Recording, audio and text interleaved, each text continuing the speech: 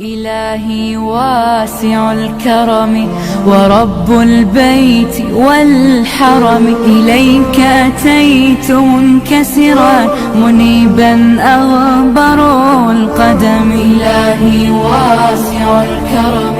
ورب البيت والحرم، إليك أتيت منكسرا منيبا أغبر القدم. ألبي طامعا وجلا ويهتف خاطري وفمي.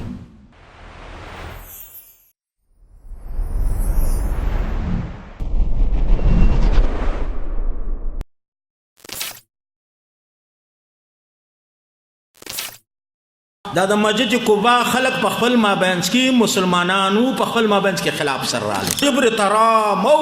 یو بل په شګو سپتګو سره وشتل. فاخبر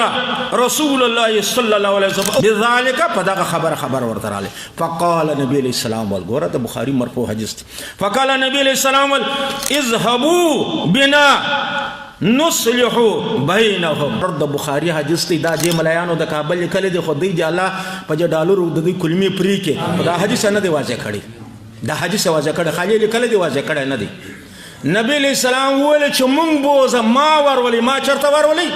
د جنگ ځای ته ما بینس ته ما ورولي. پیغمبر د خدای هلته ورسلی صلح د جنگ پر ځای وکړه که په قطر په بل ملک وکړه. نبی علیہ السلام خپل مسجد نبوي ته هم نه دي راغوښتې، د جنگ ځای ته خپله ورلی لته صلح وکړه. صلح چې نبی علیہ السلام هر چیرې کړې ده، د جنگ پر میدان یې کړې ده که په پردي ځای کې کړې ده؟ دا ولې د جنگ په میدان کې کول؟ دا نقطه باندې حدیبیې صلح چېرته وکړه چې په کوم ځای کې تاو، په کوم ځای کې دوی غوسې وې، پر هغه ځای وکړه که پر بل ځای وکړه. د آیتونو نه وروسته دغه مولانا صاحب یو حدیث وروړلی د دغه حدیث نه استدلال کی. هغه د بخاری شریف حدیث ده. هغه حدیث داسې دی، د دې حدیث یوه برخه روخستې دو. حدیث امام بخاری نقل کړی دی. حدثنا محمد بن عبد الله قال حدثنا عبد العزيز بن عبد الله الأويسي وإسحاق بن محمد الفروي قال حدثنا محمد بن جعفر عن أبي حازم عن سهل بن سعد رضي الله عنه أن أهل قباء اقتتلوا حتى تراموا بالحجارة فأخبر رسول الله صلى الله عليه وسلم بذلك فقال اذهبوا بنا نصلح بينهم. دلته دې حدیث نه د استدلال کې چې اذهبوا بنا نصلح بينهم. پیغمبر علیه السلام وفرمایل چې موږ دوی ویرولای چې د دوی سره صلح وکړو، او د دې حدیث نه استدلال کې چې پیغمبر علیه السلام چې څومره لوی شخصیت و هغې غوښتنه ونه کړه چې دا خلک مو ته ورولئ، بلکې وایي چې مو دوی ته ویرولئ. نو د استدلال کې چې طالبان باید دولی روشي دلته د افغانستان په خوره کې مذاکرات وکړي، نه دا چې دوی ته ولې ورشي، ځکه پیغمبر علیه السلام هم د جنگ میدان ته راغلی و. نصلح بینهم دلته د دې حدیث نه دی دومره جاهلانه او غیر منطقي استدلال کوي چې نبی کریم صلی الله علیه وسلم خود په دې قضیه کې چې د اهل قبا په منځ کې کومه قضیه پیښه وه، کومه لنجه پیښه وه، هغې په منځ کې خو پیغمبر علیه السلام ثالث و، دریم ګړی و، هغه خو فریق دی د جنگ نه و. نو دا څنګه قیاسوي د طالب په مذاکراتونو؟ طالب خو د امریکایانو سره فریق ده، فریق د جنگ ده، فریق د شخړې ده، فریق د لانجې ده. طالب خو ثالث نه ده په دې موضوع کې، لکه نبی کریم صلی الله علیه وسلم چې د دوو طایفو په منځ کې ثالث و. نو نبی کریم صلی الله علیه وسلم دوی ته ورغلو. اول خو دغه استدلال دی د وکیسه چې څومره د حدیثونو نه خبره ده، د الله د رسول صلی الله علیه وسلم د حدیثونو څومره د نه خبره ده او څومره غلط قیاس کوي. نو دا قیاس صحیح نه ده په هغې حالت باندې.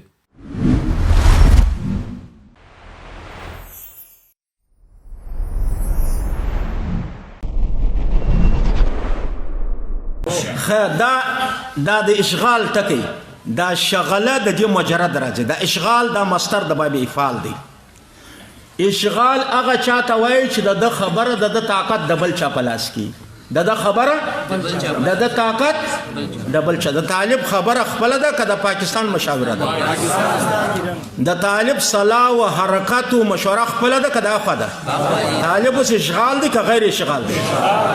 خیر په قطر کې دی دا بر راست دا حکومت اشغال دی. یو ملا د دې خبرې جواب نه وکړي، نه یو. اوس تاسو دې خبرې ته وګورئ، دی وایي اشرف غني دا دولت اشغال دی. صحیح، دا اشغال دی، دا شک و شبهه نشته. امریکایان دي ورسره ولاړ دي اشغال دي چې دا خبره یو پاک سړی وکړي ښه خوند کوي ته د 10 چنده اشغال یې دی که 1 درجه کې دي ته په 2 درجه کې اشغال یې والله ته د ده نه 10 درجې اشغال یې خو داسې ملک نشته چې هغه اشغال نه دی پاکستان اشغال دی که نه دی پاکستان مسخر د امریکې دی که نه دی اشغال دی که نه دی ایران اشغال دی هر ملک اشغال دی دا خو ډېر کم دي دا ډرم په خپل اشغال دی شیطان اشغال کړی دی تو خدای د الله د منې که د شیطان د منې دی په خپل اشغال دی ډرم په خپل سخت اشغال دی د دې وجې اشغال دی چې هغه د چا د منې شیطان د منې دا پوتین اشغال دی که نه په آخر کې دغه مولانا صاحب د اشغال معنا کړی د په دې نه هم یو څو جملې وایم اول خدای وایي چې اشغال چې دا د اشغل یشغلو اشغالا د شغل یشغلو د باب مزید د مجرد شغل یشغلو راځي او دی وایي هلته چې د اشغل یشغلو اشغالا معنا ده چې ستا خبره د بل چا وي نو دغه مولانا صاحب ته که دا د موږ خبرې څوک ورورسوي ده ته موږ چیلنج ورکوو چې دغه د اشغال معنا د شغله یشغلو یا د اشغل یشغلو دا معنا ته په کوم ځای کې را پیدا کړې ده په کوم قاموس کې دې پیدا کړه که ستا د خپلې خېټې په قاموس کې وي خو صحیح ده کنې د عربۍ په هیڅ قاموس کې د اشغل یشغلو دا معنا نه ده د اشغل یشغلو یا د شغل یشغلو شغل یشغلو معنا چې دا هغه مشغولول دي مصروفول مشغولیدل مصروفیدل یو دستا خبره د بل چا یا د دې چې کومه معنا کوي دا د کوم قاموس کې را پیدا کی د عربي په قاموس کې چې دا معنا لیکلی وي نو دا معنا غلطه کړې ده دا د خپل خېټې نه کړې ده دا د عربي لغت معنا نه ده یو خبره دویمه خبره دی په خپل خبرو کې اقرار کوي چې د کابل اداره اشغال ده په دې کې شک او شبهه نشته خو طالب لدینه څو چند اشغال ده طالب څو وارې زیات اشغال ده اول خو باید دغه اقرار دا ستا خپل اقرار پتا دلیل دی چې د کابل اداره اشغال ده نو چې کله د کابل اداره اشغال ده کابل اداره د امریکایانو ګوډاګۍ اداره ده نو ته په خپل اقرار وکول دا ستا مخکې څومره استدلال چې مخکې دا تحریفات دي کړي و دا ټول په خپل خوله په اوبو لاهو کړله ځکه ته په خپل خوله وایې چې دا د امریکایانو اشغال شوی احتلال شوی اداره ده نو چې احتلال شوی اداره ده د لره حکم دی هماغه اصلي کافرانو ده نو په دوی دغه احکام نه تطبیقیږي په خپل خوله دی وویل ته په خپل اقرار وکولو او دا چې ته وایې چې طالب د امریکایانو نه زیات د کابل د ادارې نه 100 وارې زیات اشغال ده نو اول خو دا خبره ستا سره منل کیږي نه ځکه که طالب اشغال ده نو طالب د پاکستان اشغال ده که نه د پاکستان غلام ده نو خو طالب خو ستا سرې کرښې در ماتې کړې طالب د امریکایانو په توسط ستا سرې کرښې در ماتې کړې ځکه طالب امریکایي ستا بادار ده خو تم نرشه د پاکستان په توسط د طالب سرې کرښې ماتې کا طالب درته وایي چې ستا سره خبرو ته نه کېنم طالب درته وایي چې تا په رسمیت نه پیژنم خو که ته نر یې د پاکستان په توسط تم د طالب سرې کرښې ماتې کړه لکه طالب چې د امریکایانو په توسط ستا سرې کرښې ماتې کړې هغه سرې کرښې چې تا په ډېر افتخار ویل چې دا خط سرخ ماست هغه سرې کرښې طالب در ماتې کړي که در ماتې نه کړي د امریکایانو په زور در ماتې کړي ځکه ته غلام یې خو تم نرشه تم د طالب سرې کرښې ماتې کړه بیا به موږ ومنو چې رښتیا د طالب د پاکستان ګوډاګی نه د پاکستان غلام ده دویمه خبره ده چې که ومنو چې طالب هم اشغال ده ستا مسؤلیت څه جوړیږي ته به حیث یو مسلمان چې دلته قرآن ته ناسې ستا مسؤلیت څه جوړیږي چې کله د کابل اداره اشغال ده د افغانستان ځمکه اشغال شوې ده ته په خپله خوله اعتراف کوې چې افغانستان اشغال ده کله اشغال ده نو ستا مسؤلیت څه جوړیږي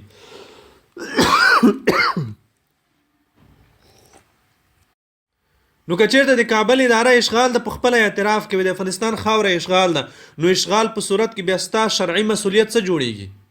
قرآن ته څه حکم کوي احادیث ته څه حکم کوي فقه ته څه حکم کوي قرآن ته بیا حکم دا کوي چې بیا په جهاد فرض عین ده طالب په خپل ځای پرېږده طالب سره کار مه لره طالب هم اشغال شو کابل اداره هم اشغال شوه نو چې دواړه اشغال شو بیا خو راپورته شه که نه خو ته خو مسلمان یې ته خو په دې ځان نشې خلاصولی چې طالب هم اشغال ده د کابل اداره هم اشغال ده چې دواړه اشغال دی راپورته شه که نه نو په تا باندې خو د الله له لورې فرض دی چې د اشغال د دې امریکایي احتلال په مقابل کې وجنګېږي جهاد په تا فرض عین ده او څلورمه خبره ده، دا درې خبرې. څلورمه خبره ده چې دی وایي چې هر ملک اشغال ده، ایران هم اشغال ده، پاکستان هم اشغال ده، تر دې حده رسیدلی ده چې روسیه هم اشغال ده. دا اوس دا کله دلیل کیدای شي؟ زه وایم چې مولانا صاحب ته قرآن ته ناست یې، د قرآن تفسیر کوي، کله په علمي میدان کې دا دلیل کیدای شي چې پلانی ملک اشغال ده نو زه دم اشغال وم. یو څوک زنا کوي زه یم کوم، یو څوک فسخ کوي زه یم کوم، یو څوک قتل کوي زه یم کوم، یو څوک بله ناروا کوي نو زه یم کوم. دا خو ډیر ماشومانه منطق ده. مولانا صاحب دا کوم منطق دلیل چې ته کاروي دا ماشومان کاروي، دا لویان هم نه کاروي، پرته د عالم نه. ای خو عالم خو پرېږده چې یو عالم یې وکاروي، دا لویان هم نه کاروي، خاوند عقل نه کاروي، دا ماشومان کاروي دا منطق چې پلانی دا کار کوي زه یم کوم. نو که د امر ایران اشغال ده یا بل ملک اشغال ده یا بل ملک اشغال ده، دا کله شرعاً دلیل دی دی کیدای شي چې ته د اشغال وي؟ دا مکلفیت ستا په دې پورته کیږي، که په دې ستا مکلفیت پورته کیږي خو بیا موږ ته وښیه په یو کتاب حواله، وښیه د یو قرآن نه یا د حدیثو نه یا د فقه د یو کتاب نه موږ ته یوه حواله وښیه چې په دې ستا مکلفیت پورته کیږي چې یو څوک بد کار کوي ته هم کوه. څلور خبرې. پنځمه خبره دا ویلې دي چې ټرمپ هم اشغال ده، دا شیطان اشغال کړی ده. نو دا مولانا صاحب بیخي د اصطلاحاتو سره نابلد ده. اصلا په د فقه په اصطلاح کې کله چې کفار د مسلمانانو خاورې ته راننوځي، دا اشغال چې دا د موږ معروف اصطلاح ده، دا یو فقهي اصطلاح نه ده، دا موږ د خلکو خپل منځ کې معروف کړی ده. دا فقهي اصطلاح نه ده، علمي او فقهي اصطلاح چې دا هغه استیلا ده. موږ دې حالت ته په فقه کې استیلا وایو. مولانا صاحب استیلا و اشغال هم نه سره پیژني، او د اشغال د پاره علمي او فقهي لفظ هم دی نه پیژني. دا وایي چې ټرمپ هم اشغال ده. د خدای ظالمه ټرمپ اشغال ځان ته مسله ده. کافر چې د مسلمان خاورې ته راننوځي، د مسلمان خاوره لاندې کې هغه ځان ته صورت دی، هغې ته د فقه په اصطلاح کې استیلا ویل کېږي. کله چې کافر د مسلمان په خاوره استیلا وکړي، د مسلمان خاوره لاندې کې، دلته جهاد فرض عین ګرځي، په نر او په ښځه په هر چا باندې جهاد فرض عین ګرځي. دا حالت د استیلا د فقهاو لیکنی ده، دا د فرض عین جهاد حالت نه، دې ته استیلا ویل کېږي. نو د شیطان د ټرمپ اشغال او د استیلا منځ کې فرق وکوه مولانا صاحب، دا خو ماشومانه منطق ده. شپږمه خبره ده چې آخري خبره چې مولانا صاحب قرآن مخې ته ناست او ډېر سخت سخت قسمونه یې خوړلي دي چې دا د یو عالم د شان سره مناسب نه دي. او بل مولانا صاحب د قرآن مخې ته ناست او سپک سپک الفاظ یې کارولي دي. د چنګنې زویا، چنګنه،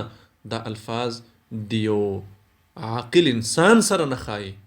علاوه د یو عالم نه، علاوه د هغه چا نه چې هغې مخې ته قرآن غوړېدلی ده، د الله کتاب یې مخې ته غوړېدلی ده. د هغې چا دپاره د شرم خبره ده چې داسې سپک الفاظ د الله د کتاب مخې ته استعمالوي، داسې سپکه لهجه د الله د کلام مخې ته استعمالوي. که چېرته د ځان نه حیا نه درځي، د خپلې سپینې ګیرې نه حیا نه درځي، د الله کتاب نه حیا دروله، د دې قرآن نه حیا دروله، ستا مخې ته چې پروت ده. و آخر دعوانا ان الحمد لله رب العالمین.